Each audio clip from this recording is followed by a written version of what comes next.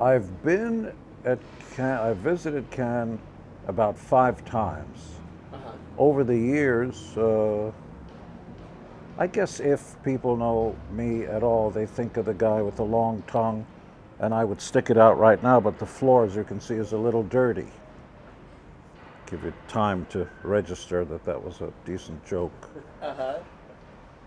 But I've grown up, I came to America from Israel, and the Right. way I learned about American culture and everything is all through movies. The way people speak, the culture, what movies intrinsically mirror back something about what the Germans called Zeitgeist. Ich, ja, ich kann auch sprechen ein bisschen Deutsch, ich habe gelernt auf der Schule. I can tell you in Hungarian, Hebrew, and English, and maybe even a little Japanese too. But movies remain the magic medium that combines art,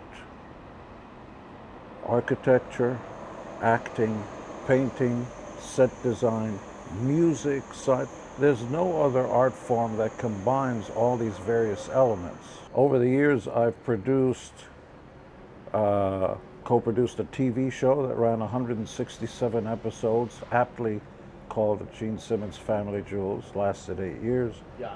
Created a cartoon show for Nickelodeon called My Dad the Rock Star. Produced, co-produced Detroit Rock City at New Line, a few others here and there. Created Mr. Romance for Oxygen, all kinds of other things, but never quit my day job, which is going around and you know what I do. Yeah. And other sort of things that pay much better than what this art form does.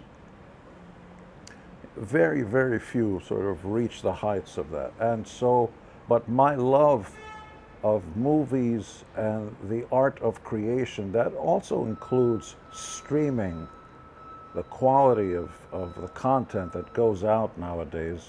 Hulu and Netflix is often much better than actual motion pictures that appear.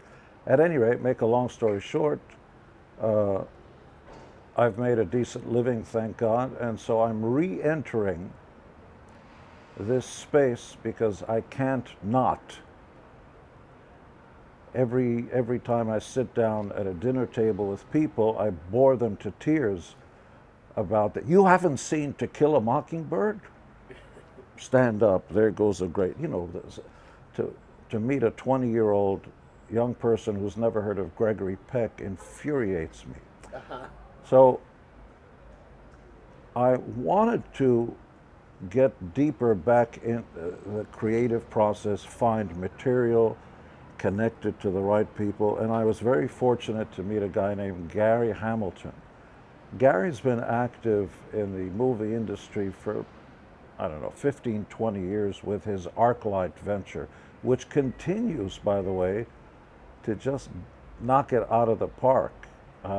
Assassination, which is getting all the headlines that Corey Large, a new friend of ours, produced, has got Pacino and, oh my God, everybody, Viggo Mortensen, large cast, and a fascinating retelling, revisit of the JFK assassination and maybe who ordered it.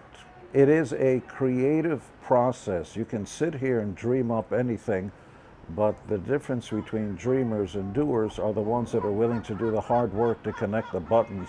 And it's so difficult. Producers get so little credit for it.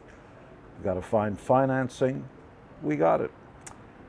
You've got to deal with well-meaning agents and managers and so on, and then schedules, pay or plays. It's Tuesday, it's raining, I'm not available, my girlfriend just had a baby, the dog ate my homework. There's all those things swirling around, and somehow you've got to find the right director, the right material, the right actors, special effects, and music, and it's for the few. We've got our first project Rennie is Harlan. Rennie Harlan Yeah. directing Deep Water. We've got, I'm not going to tell you his name, but we've got an Academy Award winning actor. We're going right away in the next few months. We're Okay. ready to go. We're funded. We're finalizing locations. It's going to be shot partly in New Zealand, Okay. partly in Spain.